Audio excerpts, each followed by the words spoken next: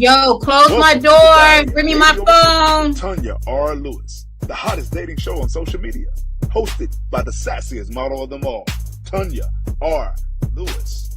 Are you 50 and single, dating or waiting to mingle?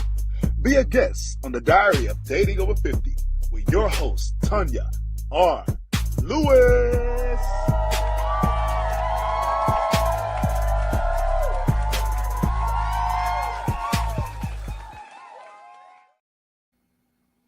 Hello out there. Hello. Welcome to another episode of the Diary of Dating Over 50 with Tanya R. Lewis. Hey guys. So I have a great topic tonight.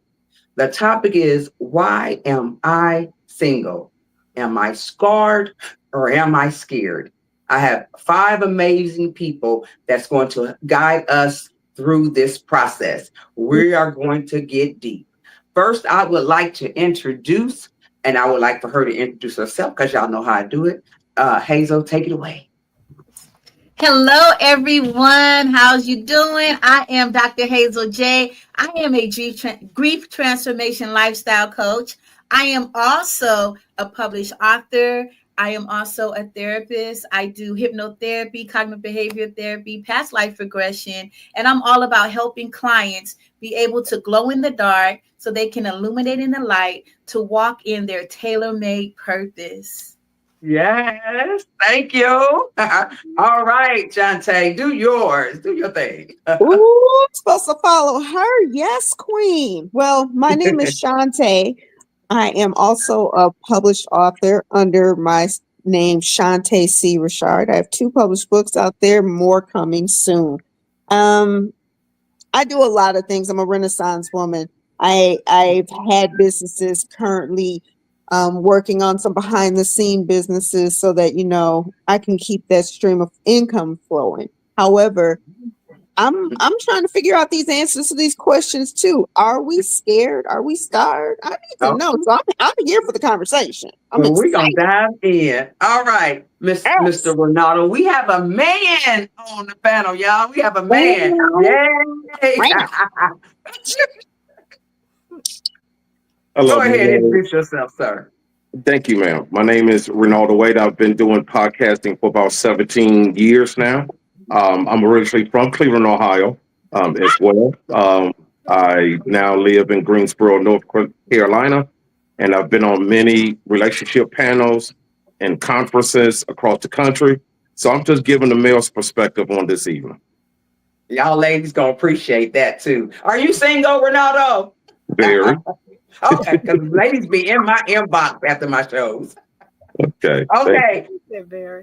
Take it away, Karana.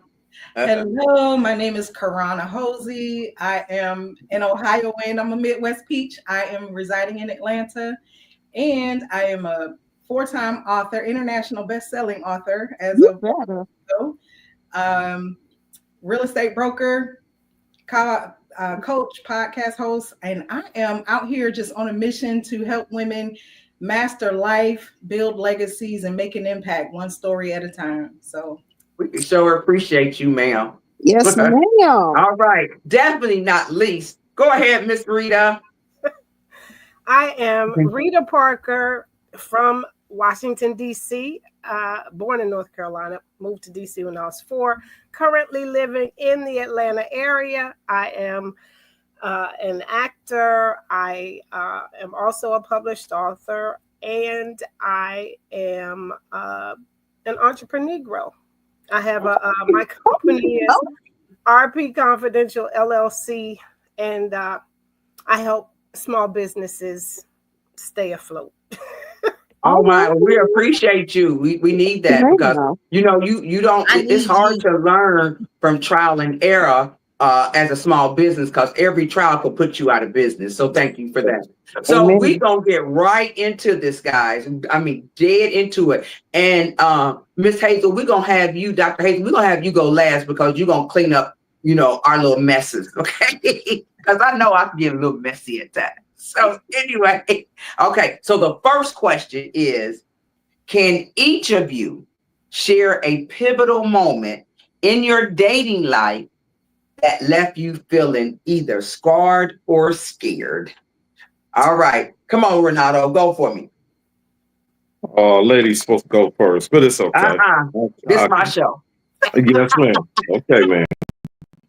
I'm just a gentleman. That's all. We want to hear from the male because the ladies, we got so many ladies. So I'm gonna pick on you a lot. So go right ahead. Okay. Yes, ma'am. I believe that my previous marriage had left me scarred for a minute, and I had to go into to get some counseling. I was married for 10 years. I've been divorced for 5 years now. And men are not scared of marriage, as people would say, such a taboo. Men are scared of divorce. And the reason being is because there's so much that we lose.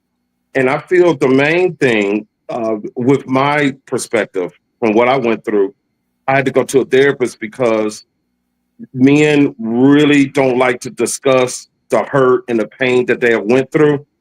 A lot of men don't like to go through the therapy and the healing process, get back out. So that was my perspective. My previous marriage left me scarred. You know what? I appreciate that honesty. Wow. Do you know a lot of men, you got to like choke their tongue out their mouth to get them to say that? I appreciate that. Okay. Shantae, you about to fall out your chair. Go ahead. I'm fine. I'm fine. Lord, I think I used to be scarred from my marriage because I've been divorced since I just celebrated, I think 19 years. She said celebrated. I did. And let me say this. Let me say why. At first, I was scarred because I was young. I thought we were going to be together forever. I thought we were going to grow. But we were so young that we didn't really even know what we wanted. You know what I mean? And at the end of the day, I had to go through my many chapters of acceptance, my many chapters of therapy for myself to figure out that I didn't love him the way I should have. Okay. Let's be clear. There were a lot of things that I did as a wife that I would never do now. And I had to take accountability for it. You know how the saying goes, your friends will stick up for who didn't cause the separation. Well, here's the thing. It takes two to make something not work anymore.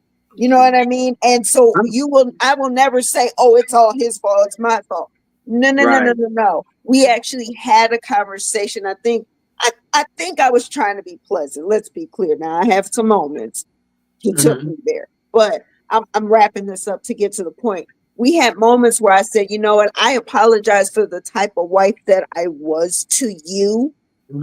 And I hope you can forgive me for my part of it, my BS. Because I wasn't nice. Yeah. I'm glad you said that. Yeah, I mean, you have to, first off, if you're going to go into something moving forward, you have to own your stuff. Yes. That's it. If you can tell me, and I appreciate Mr. Ronaldo saying his piece, I don't want to sit in front of someone who's not healed from the stuff that they had going on, because I'm not taking it forward. Yes. I just won't. And I'm glad you said that, because my first husband, I wasn't in love with him. I didn't want to be with him. I didn't want to have sex with him, but I got a baby by him, and then we got married. But when I left him, he was angry with me, but I told him to set you free, because it's not fair that I hold on to you. And as soon as I divorced him, his wife, they've been together for almost 30 years now. See, I moved out the way because God has somebody. I told him, there's somebody out there love you the way you deserve to be loved, because my love ain't no good for you. Yeah, so that's you have to take accountability of your own stuff before someone can even accept you as a person. Because why would I come into a relationship where I can say, oh no, it was an angel, it was perfect, it was him. Yeah, but that's okay. All right, let's go. Miss Rita, come on, baby. Give us some of you. Well, okay, so I was married 18 years and have been divorced now longer than I was married. But and it wasn't all bad. It was just, we just went in different directions. We're still friends today, but the relationship that scarred me was I was engaged, and I was with him for about 5 years. I think I have to admit that I saw the flags waving, but I ignored him because I wanted the man. Yes. We do that often. I wanted to be with that man, even though he showed me who he was. Yes. I thought I Wow. could fix him. I'm a fixer. I think I can fix him. Mm. And I am not a fixer. I have to fix Okay. me. I can't fix him. I can fix me. Right. So, and he wouldn't let me break up with him. When I wanted to end the relationship, he was verbally abusive, not physically, but verbally abusive. And I have been physically abused in the past. So I was already scarred, but his verbal abuse scarred me even more. And I tried to leave, and he threatened me if I left. So I had to detach myself to the point where he wanted to leave me. Wow. And once he did, I was relieved. But yeah, so I understand that. Scarred to death. Well, everybody know I went through I moved all the way to Tennessee and got engaged, and then 2 months before the wedding. So definitely scarred. Understand that. Karana, give us some insight, babe. Ooh-wee. I'm ready to fight over here. Shoot. Like, I can say that I was scarred and scared. My longest relationship abruptly ended when he died in his sleep. Oh, wow. Wow. And oh my God. what do you do with that? Yeah. Wow. And then I married a childhood friend, and he died.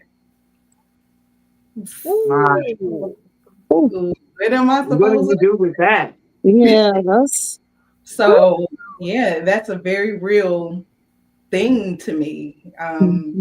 Any man who exhibits unhealthy behaviors, like, yeah. Did they die because, I mean, what was the relationships like? Were they toxic? Were they relationships that you shouldn't have been in? The first one, the longest relationship, it was about 21 years. That man loved my dirty draws. He loved me the way that I deserve to be loved. Drank the bath water too, huh? He was my biggest cheerleader, my biggest supporter, my closest friend. We did everything together. I don't think that I loved him the way he deserved.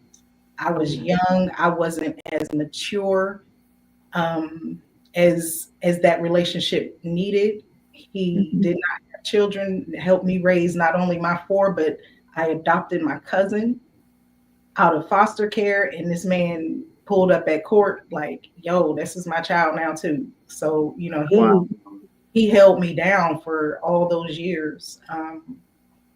And I mean, I wasn't terrible, but I know that I could have been better to him. And when he died, the guilt ate me up. Like it just ate me up. So yeah. Scarred and scared, man. All right. Ms. Hazel, come on, give us some professional opinions on this. Because I got everybody. Shantae was scarred. Ronaldo was scared. Or do I have that backwards? Karana was both. And Rita was scarred. Okay, so I took some notes. So I'm gonna go off my notes real quick. Give me a moment. Now, Ronaldo, I heard when he said it's not the marriage, it was the divorce. I really appreciate how you understood that you needed to get all of you, it sounded like all of you said you at some point you went and got help, whether you decided to accept what happened and you worked through it, or you went to seek out outside help. So that's good. Just some things maybe to to just consider or even share out with other folks if they approach you about this, about being scared or scarred. So a lot of times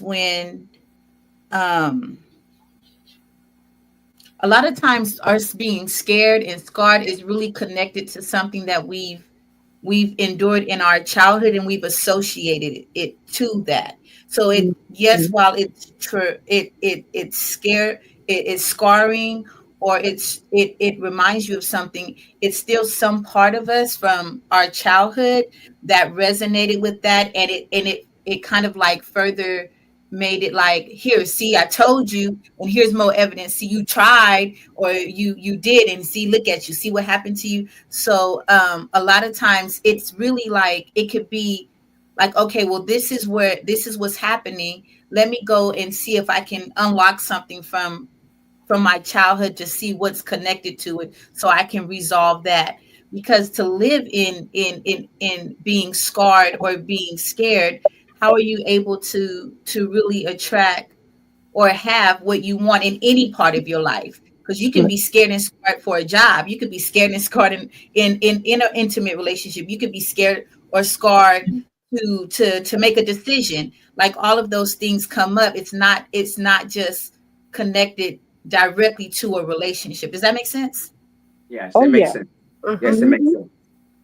And so can I ask a question to that?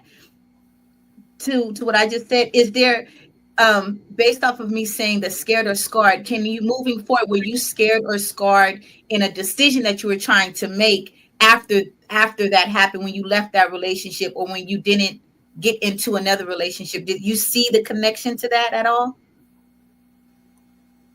Whom are you asking? It doesn't matter. I don't know who it relates with. Well, that kind of plays on another question that I have. Okay, sorry. Go ahead. That'll come up. So my next question is, what emotions do you associate with the ideal of dating over 50? Everybody think about it. What emotion, pick one emotion that you associate right now with the ideal of dating over 50. And who's ready to go first for me? What emotion? Go ahead, Shantae. Nervous. You're nervous? Oh, yeah. What? Explain your nervousness. So, and I have to come clean. I think I'm not 50 yet. I am. Yes, I know you're not. I know you're very close. You're the baby on here. I am the baby on here. I'm 46, going to be 47 this year. So, yeah. But I haven't had a serious relationship in a long time. And I'm nervous because I do want that companionship. I want someone I can be just everything with and nothing at all. But then I also like my space. I like my peace, and I don't know how that's going to mesh. And I don't know about what type of compromise. Huh? How you can coexist? Yeah, some of my compromises may not be theirs. And, some of it's just a little nerve-wracking. So it's nervousness. I haven't really put myself out there till probably today. People actually seeing me. Okay. This is my first time talking about dating in a very long time. Okay. Anybody else ready? Go ahead, Rita. Yeah, I think fear. Fear is real. It's a fear of submitting to someone who may not care for me the way I feel like I want to be cared for, need to be cared for. Fear that somebody is not going to necessarily accept me with all of my flaws. Fear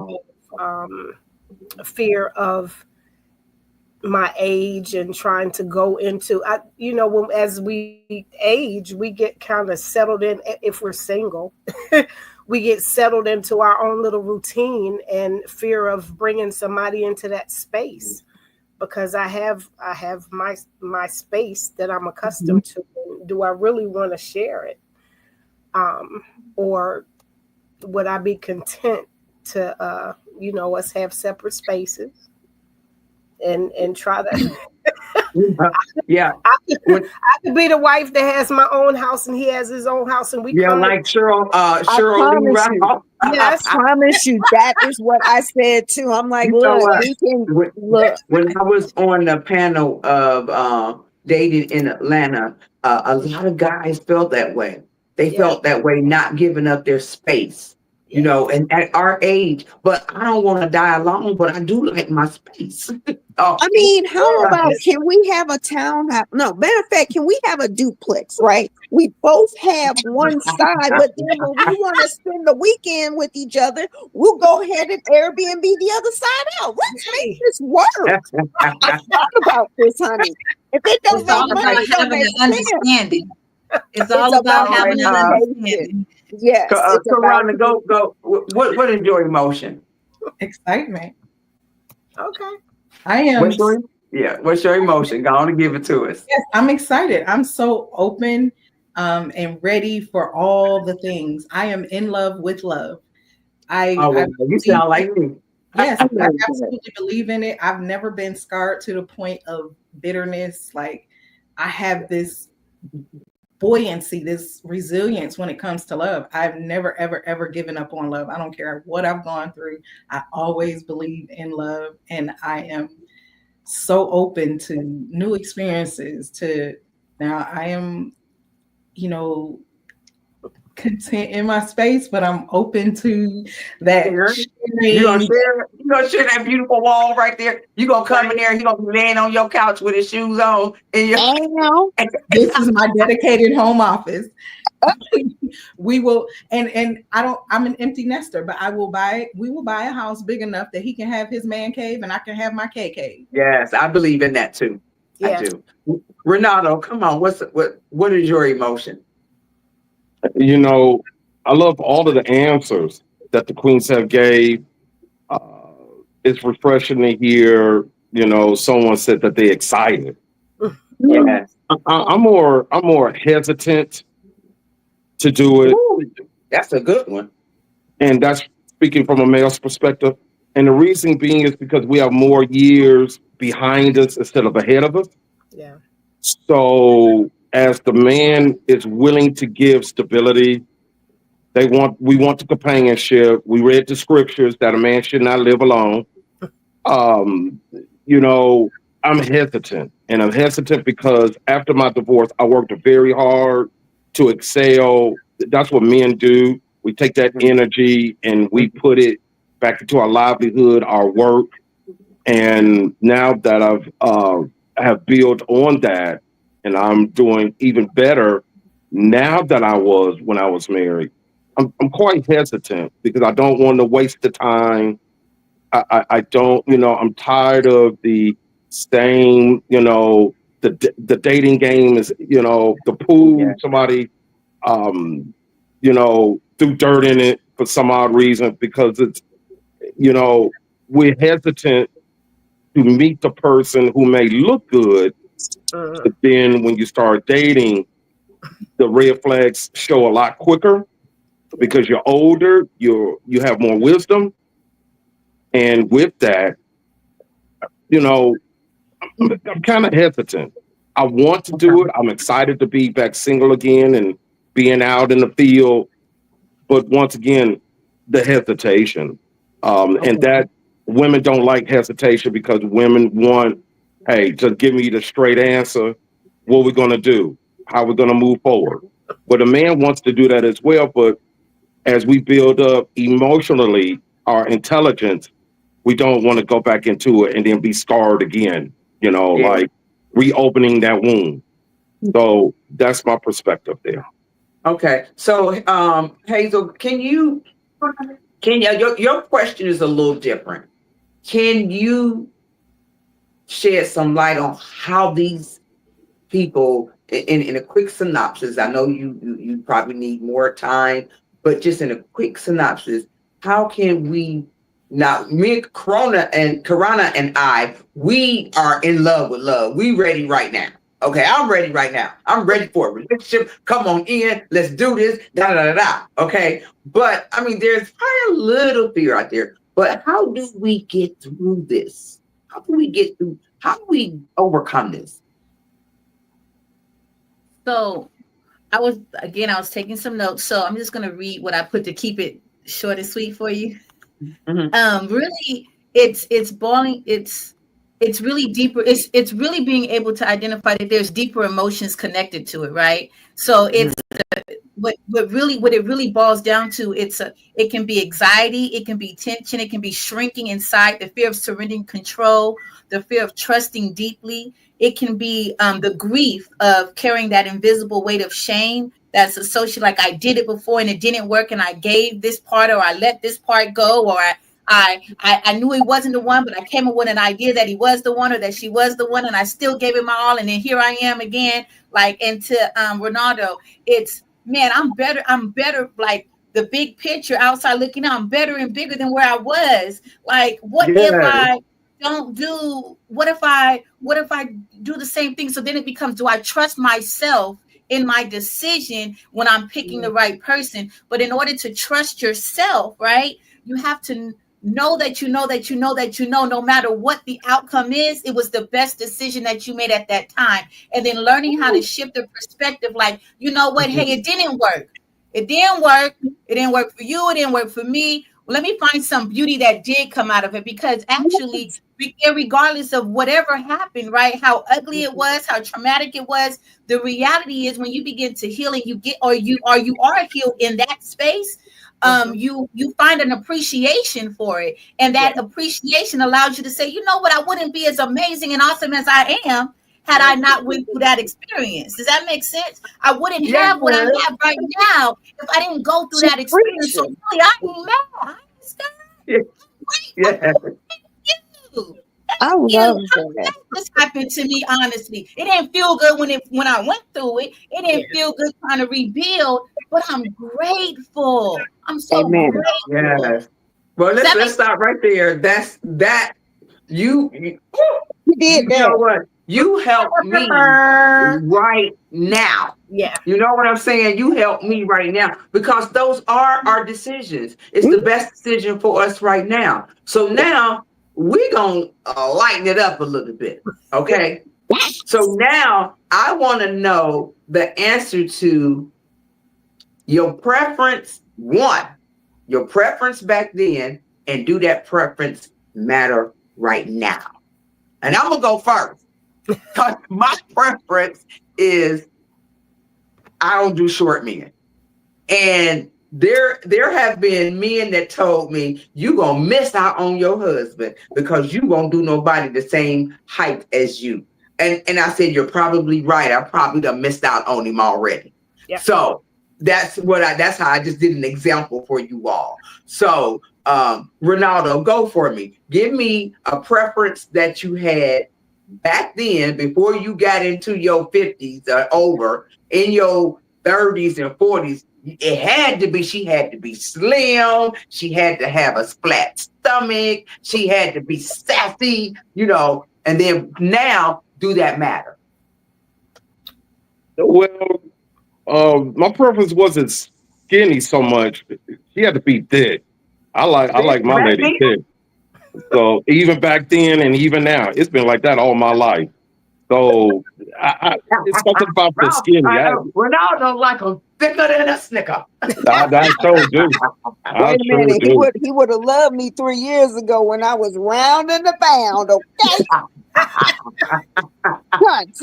Okay. Come on, Karana. What was your stuff back then, and what is it now? I am a consistent creature of habit. I love me a black man. Oh, chocolate. I love chocolate. And let me tell you something. Pecs is my kryptonite. Who? Pecs, a man with muscles. So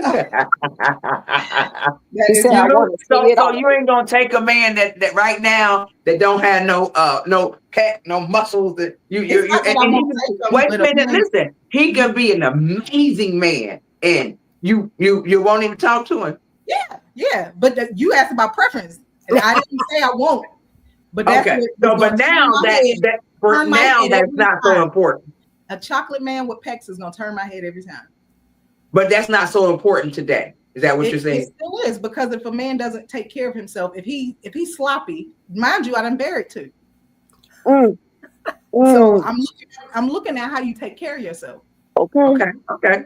So it's Miss very Rita, Okay, Miss so Rita, what was your kryptonite, as Karana said, and do you have to have it today?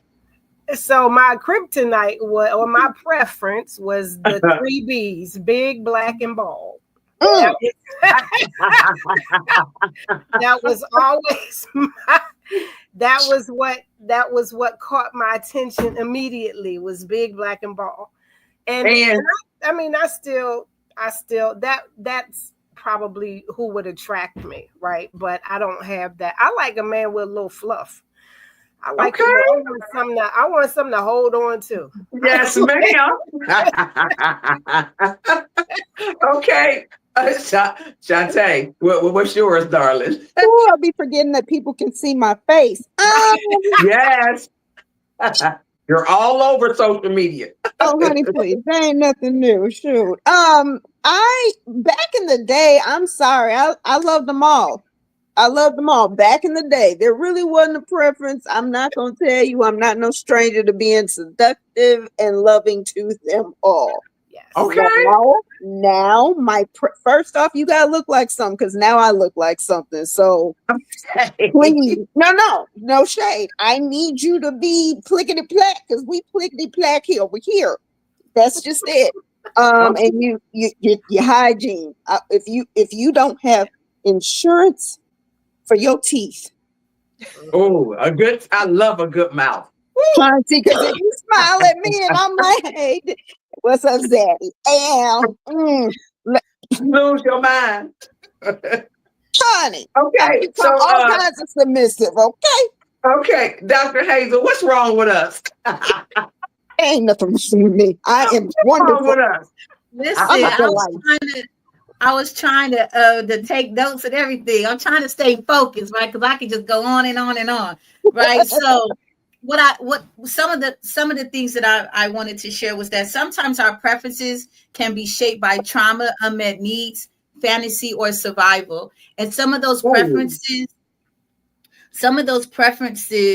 can be linked or often linked to like our healing or our old wound or avoiding old pain. So for example, I'll give me for an example. My dad, he went through a lot of abuse, right? Mentally, emotionally, physically, financially, by my mom.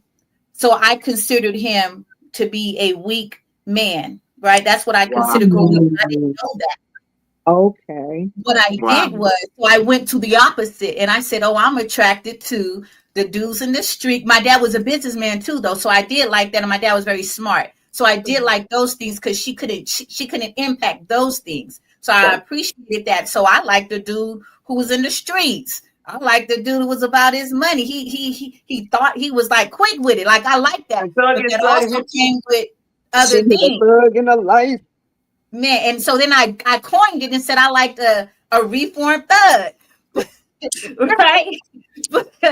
But when I started really looking at it, right, it was because it was that picture that I created for me that I said was my preference was really linked to the abuse that I saw my dad endure and how I perceived him, if that makes sense. If we had, I heard someone say a short man. If we were picked on about our height, or if we were the tallest, or if if those things happen, then subconsciously we'll say, I don't want nobody shorter than me. I need somebody to be my height. But you know what? Let me tell you something. You hit on something so tough, because my first boyfriend was shorter than me, and his family was. They had money. They lived on one side of the track, and I lived in the projects. And his mother and father hated me. They did everything we could. I'm telling you, he was short, but that thug that lived on the other side, he was 6'2" and was terrible. But because the way they treat that trauma, girl, I'm gonna have to pay you because I'm sitting in a therapy chair. PTSD from dating. I'm telling you, it's real. Okay. and So, and go ahead. and with that, it can be that, you know, a lot of times our surface traits, like the money, the looks, the attention, it goes really deeper to the part of it being safety, being respect, being consistency. So if those weren't fully met in our childhood or in an experience where we thought we'd given a more of us than we initially wanted to because we felt safe and vulnerable, then that will begin to impact us in our preferences too. So like I remember, and then I'm a hush. I remember my high school sweetheart was fine. Everybody wanted him. Every female wanted him. It was like, why he even want you? Like they wanted him. And while I loved him and while he saved me when I was homeless and all these things, we were high school sweethearts. While all of those things happened, he still cheated on me. He still dogged me out. He still did all those things. And so what did I say? I'm going to get me an ugly dude. Okay. And make you cute. Ugly dude. Because I made the assumption that an ugly dude would treat me better than a fine dude. At that time in my young age, what a fine dude wasn't an ugly dude. Everybody's beautiful in their own way now, but you know, there's still preferences, right? Right. I chose someone who was totally opposite than what I had gave myself to, and that dogged me out. So I said, I'm gonna go to that. But what I realized, it ain't even about preferences, really. What it is about energy. You attract what's in you, or if it's open or if it's healed, that's what you're attracting. So if you don't like that's what's coming to you, then that's a clear indicator. That very thing that you don't like, that's something within yourself that's unmet, unhealed, that you got to start working through so you can attract something different because it's energy. Mm-hmm. Okay. So now we're gonna go on to our children. Okay. How do our children affect our confidence in dating, or do they give us good confidence in dating, or do they hang on to that last relationship and they just don't want nothing to do with anybody that you seeing because they know it ain't gonna last? Yeah. Boy, am I getting deep? We gotta talk about the babies. Rita, go, because you about to fall out your chair. What your babies think? It's fun. They like, Mom, find you a man. That's what they Is that what they saying? That's what, yes, they are like, we need to get you out dating. You don't go nowhere. You can't meet nobody if you're in the house. Blah, blah, blah, blah. They are, because I mean, I have 2 adult daughters. My baby girl just turned 40. And my grandkids, my youngest grandchild is 14. I got 6 grandkids. Wow. I don't have it. There are no babies. And they want you to go and date. They're ready for me to get out there. And I'm telling them, you know, I'm not in a hurry because I've got them. You know, we do stuff together as a family. But yeah, they try to entertain you. They trying to get me out. Ronaldo, you looking serious? Is that a serious? Is that a serious question? He just answer this question for me. How your babies feel? No, I mean, the reason why is because I'm listening very intensely to what y'all saying, and I'm trying to, digest this and, get it out there. I have 2 sons, 32 and 30. The older one is a doctor. The youngest is an engineer. Tell me how to get your girl. So over here. So my younger son, he is like, Dad, you need to get back out there. You have achieved a lot. Why don't you get back out there? Why don't you, you ain't got to marry him yet. Just go ahead and date. Wow. And then escalate it to courting if so need be. Is your kid trying to school you? Yeah, they are. But the thing with the younger is he's not with anybody. So it's like, how you gonna try to call the kettle black? So you looking too deep into that. He's worried about you not being alone. I feel you, and I agree with that. And me just turning 56. Yeah, if we're talking about scared, yeah, that's what I'm afraid of. I'm afraid and scared of being alone. So that's a question we're gonna talk about in a minute. right. Yeah. We're gonna talk about that. Yeah, So so your that's- babies want you yeah. to get back out there. Yes, they Okay. do. Karana. So I have a daughter, but I also have 3 sons. I'm more of a Right, because you adopted some kids. Your I nieces had, and so nephews. total 5. So Okay. really 2 girls and 3 boys. But the boys, that's not even something they entertain. It's like my daughter just always wants mommy to be happy. And of course my sons want me to be happy, but they're not pushing me to get out there or nothing. Like I'm blessed that my sons I was very intentional raising them. And I used to say when they were toddlers, like, I want to raise husbands, not baby daddies. Look out now. I have daughters-in-law that love me. Wow. That love me. And my daughter has been married 13 years. No, 2011, 14 years. And I have an amazing son-in-law. So my daughters-in-law love me. My son-in-law loves me. So my children, they want me to be happy, but it's not a conversation that especially the boys are trying to even hear. We don't talk about it.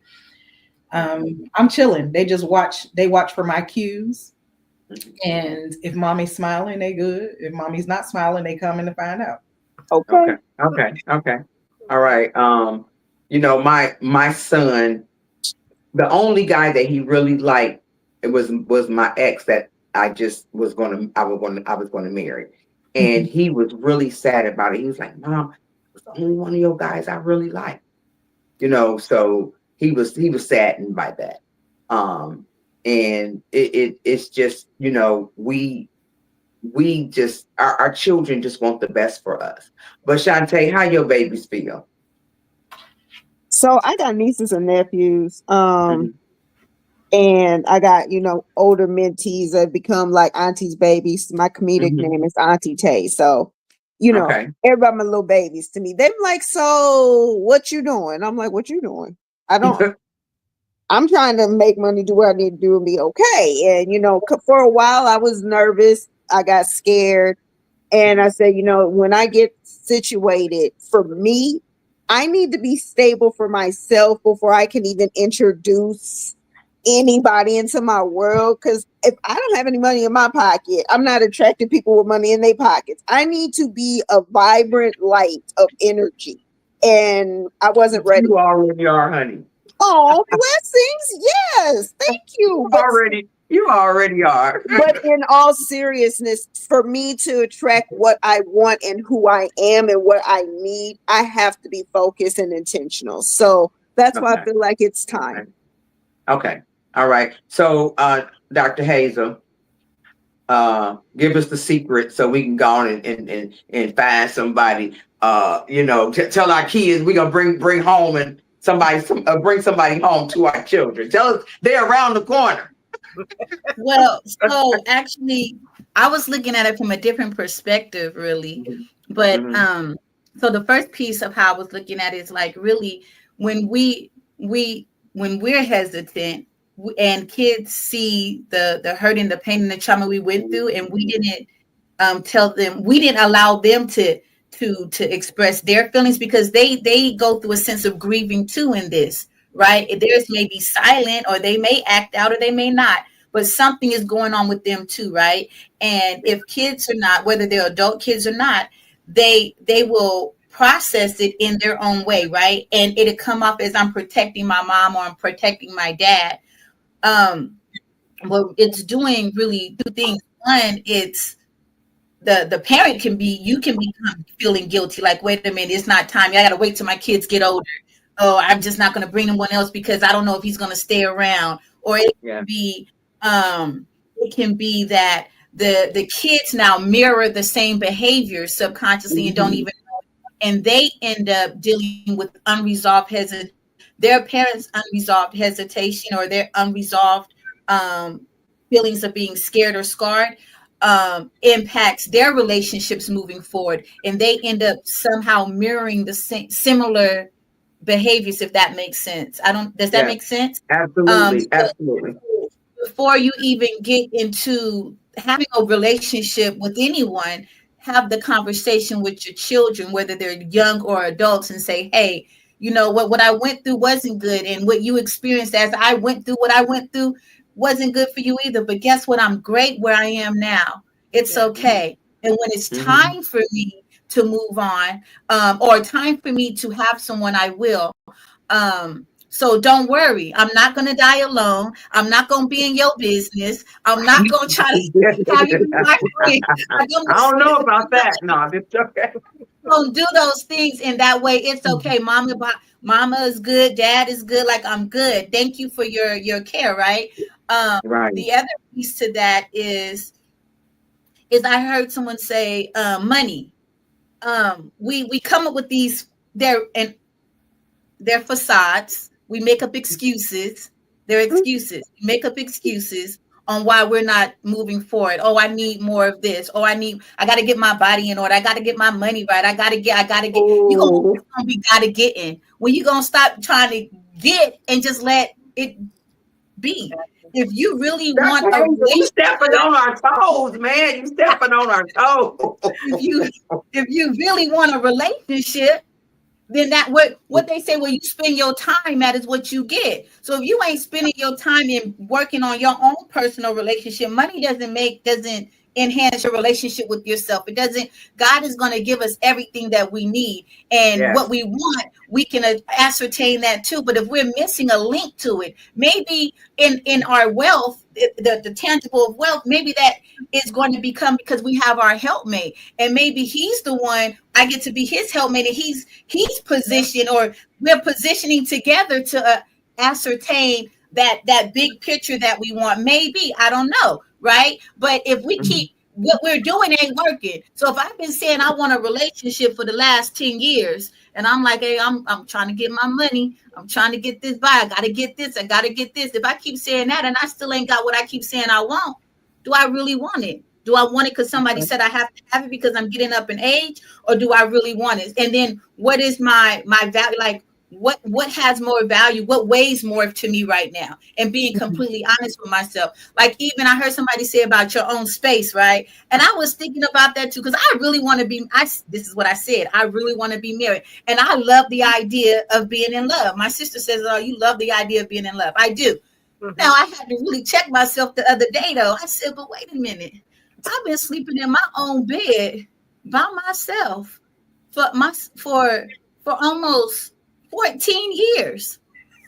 Do I really want to? I get frustrated with my 2 boys. Like, do I really want that? Is it possible to where we can have our room? We can have our room together, yes, and then he can have his space. I can have my space, and we got to understand it. Yeah. Yes. Okay. So let me go to the next question. That's a good one. Do you really want a man? Do you really want one? Yeah. So the next question, this is our last round. The next question is, are you scared of living? Because a lot of us, besides Shantae the baby, we don't have a whole lot of years left in front of us. We got more behind us. And death scared me. I don't know about nobody else, because I want to live forever. I want to see my grandchildren, my great. And I know that ain't possible. However, I try to live my life out loud. Okay. But is anybody worried about being alone for the rest of their life? I want you to express and tell me how you feel about that. Rita, I'm gonna start with you. Tell me, how do you feel being alone for the rest of your life? It is it's a scary thought. But I have to accept the fact that if God don't send me a man, I ain't gonna have another one. Because we have to acceptance is the key. But how do you feel right now in that? Right now, I would like to be in a loving relationship. I would like to have a companion to live out my life with. I would like to retire and have someone to travel with, to enjoy the rest of this life with. I would. I am scared because it seems as if there are a lot more single women than there are single men. Yes. And I am not interested in sharing. So Okay. So yeah, it is a scary thought. It's scary. It's scary. And So- I think I'm the oldest one on this panel. So I'm yeah. So, Karana. I do not feel fear in this space. I am single by choice. I used to say I had a roster, and everybody had their role, and so I could just deal with who I wanted to deal with on what level I wanted to deal with them. Mm-hmm. Then it just got to the point where I was just like, I just want to chill. I just want to really lock in on my goals. And so I am choosing to not date. I'm ready now, but I had chosen and I'm waiting. So I don't think that I'm scared of that. I'm definitely, so I don't know how, well, y'all probably don't know my story, but I've been on my deathbed 3 times. So death doesn't scare me. Doctors have written me off and walked out of my hospital room. So what else am I supposed to be scared of? Nothing. Wow. Nothing. So no, I'm not scared of that. Being alone is great. I get my best ideas when I'm by myself. Okay. All right. Ronaldo, what about you? That's powerful as to what she stated, because I'm afraid to meet somebody like her. Why are you afraid to meet somebody like Karana? No. She's a sweet person. Hey, I really, when you talk about what men want to do, because you're speaking with a different, gender. Men, we don't want to be number 2, number 3, and isn't that something? Because when you look at the double standard, they have number 2s and number 3s. I love the fact that she was, transparent with it. I'm more afraid not of being alone, but going back, like I stated earlier, like opening those wounds again of going all in, and you put all your emotions and your feelings in this person, and then that person just feels at any time they could just get up and leave. Yeah, but you're not you're not scared of being alone. Is that what you're saying? No, I'm not. I'm more afraid of disappointment. I'm more afraid of I'm more afraid mostly of breakup. We too old for this. Like y'all said earlier, look, just be transparent. What we're gonna do? Are we gonna get married? Are we just gonna be sidekicks? Are we gonna be companions? What we're gonna do? Yeah. And that's what I'm afraid of. I'm afraid that people in the future, who I deal with in the future, they're gonna come up with lies. They're gonna come up with excuses as to why they really don't want to fully commit. Okay. That's what I'm afraid of. All right, Miss Shantae. Am I scared to be alone? No, I'm not scared to be alone. Do I want to die alone? Absolutely not. At the end of the day, though, I'm at peace. Whatever is supposed to be for me, I'm helping what I would like. Put my good energy out there and make sure that I do the work on making it happen. I can't meet nobody in my bedroom. I cannot meet anybody in this house because I don't let people in. So it's time to get outside. Just do what needs to be done. But as of right now, stop trying to make all that money. No, not never. Not never. That's what Dr. Hazel said. Dr. Hazel said, try to make sure make that an excuse. I'm good. Right. I still need to take care of me. I do not need a Captain Save-A-Ho. Okay. Right. Y'all, that's I our don't live want wire right there, baby. Hey, I want to be on an equal playing field with my next mate. Period. Yeah. But they don't like that preferred. either. They don't like that either. They're gonna call you masculine. Oh well. Oh, I was at a place tonight where they talked about masculine energy and women roles and men roles. What happened to you? Just allow me to trust you. You guide me, and I'm gonna be submissive as you want. If I could trust you, you gonna get all of this. And I ain't Some just men talking don't about sex. understand that. Some men do not understand that. No, they they don't believe don't. it when So- we say it. Because they say, and I'm sorry, sir, for what I'm about to say, but we are not all the same. Just because Kiki and them said she didn't like it, don't mean Shantae over here knows how to act and handle it. At the end of the day, if you and I don't mesh at this good season age that I am, I'm going to wish you well in your ministry and walk away. Yeah. Because I need to be good with that. Okay, Miss Hazel, break all this down for me, honey.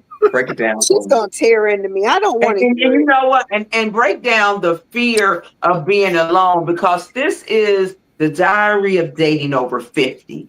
And people over 50, we are scared of living alone, but we also scared of getting in relationships.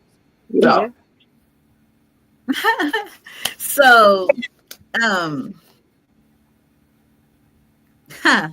I heard a lot. So one of the things, oh my gosh, it was just so much. It was something that she just said, and I was like, oh my gosh. Oh, well, no, you said the roles. Let me just say the roles real quick. Mhm. So women, so I think that masculine energy, like I really believe in, now this is my bias. I really believe in women being women and men being men.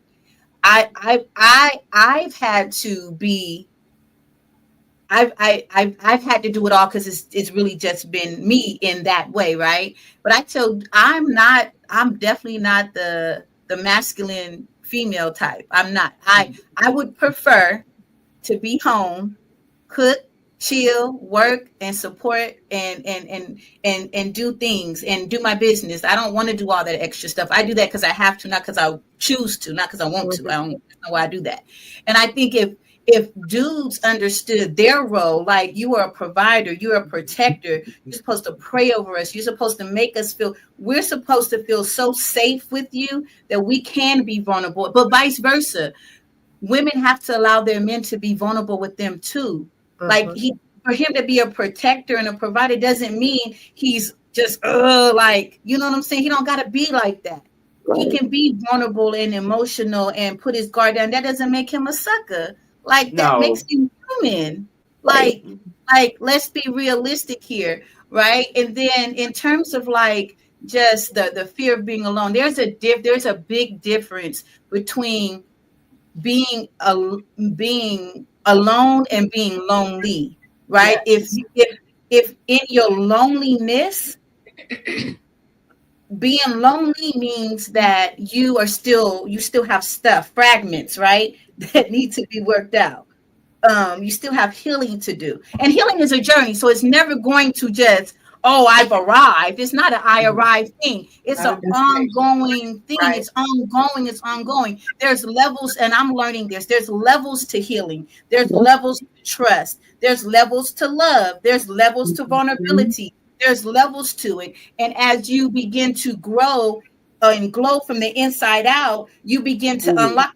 Every experience unlocks something else. So you've never arrived anywhere.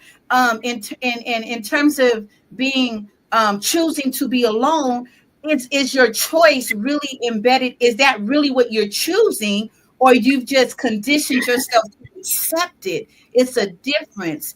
Unless God told you that you are destined to be physically alone, right?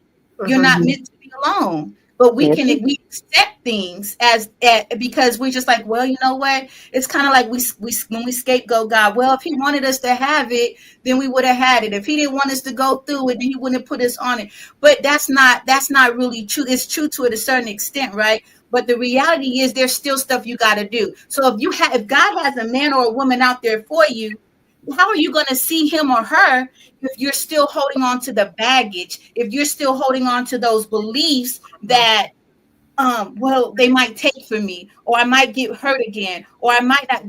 That's when it comes back to understanding that nobody in this world has the power, right? Unless you say they got the power to take from you what is yours. You have to, and if you close it, if it's closed, somebody said that if I'm in my house, then how am I going to go? How am I going to meet? Nobody's coming inside my house, especially if I'm not opening up the door. But how can somebody come into your heart if your heart is closed? How can somebody come? Yeah. How can somebody court you or be interested in you if you're looking at it from a face value? Oh, you're not tall enough. You're not small enough. You're not this. Because honestly, the way this world going, you can get all that stuff fixed with money. Yeah, right? Absolutely. Sure Absolutely. So and they can have all of that together and be rotten to the core inside. Yeah. Like you have to really, so it really goes back to, again, what are my negotiable, what are my non-negotiables, and what am I really willing to work through? It's okay if they don't make the same amount of money. It's okay if they have less, but what is their ethic? What's their integrity? What is their position? What is their belief? What is their relationship with themselves? Like, how do they show up for themselves? That's an indicator on how they're going to show up for you. So you don't have to worry about being alone, right? It's not about being alone or being lonely. It's about just trusting in your ability to make the right decision for you based on your ability to trust you. Trust yourself. I have to trust me to know that no matter right, wrong, or indifferent, that experience is going to yield me another opportunity to get to my next level and whatever that looks like. Does that make sense?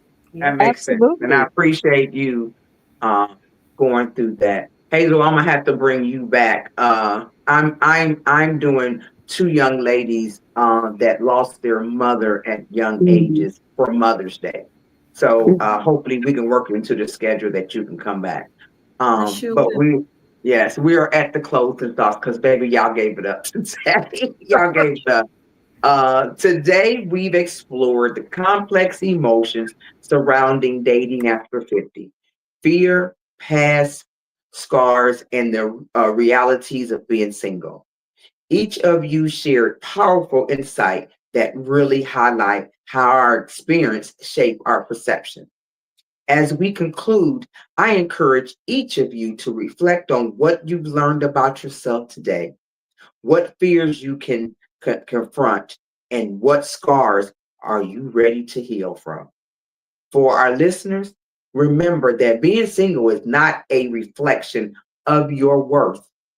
Embrace this time as an opportunity for growth and self-discovery. As we move forward, let's carry the lesson from today into our dating lives, whether it's facing fears or understanding past scars. Each step is valuable. Thank you all for the honesty and vulnerability. Let's continue to support each other in navigating this journey of love and connection, no matter of our age. We love to hear your thoughts today on this podcast right here. Dr. Hazel dropped some jewels for us to be able to go back and look at it and take some questions. Take some questions to the puzzle. So, after I always read this, y'all, because I am an advocate for sex trafficking.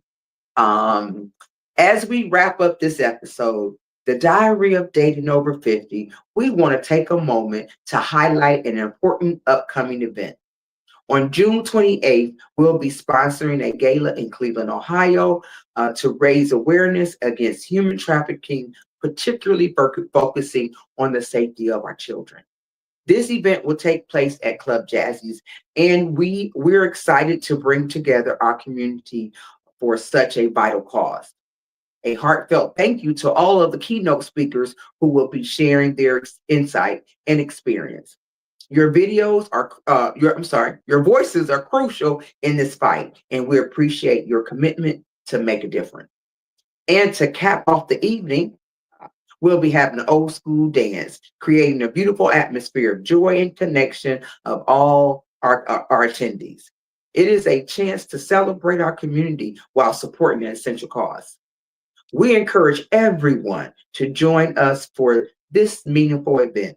Together, we can make a difference in the lives of our children and raise awareness about this critical, crucial issue. Thank you for listening today, and we hope to see you there. Until next time, keep spreading love and support in your community. This has been another episode of the Diary of Dating Over 50. Stay engaged and take care. This is Tanya R. Lewis with the Diary of Dating Over 50. Until next time. Our next show will be Tracy D. Taylor.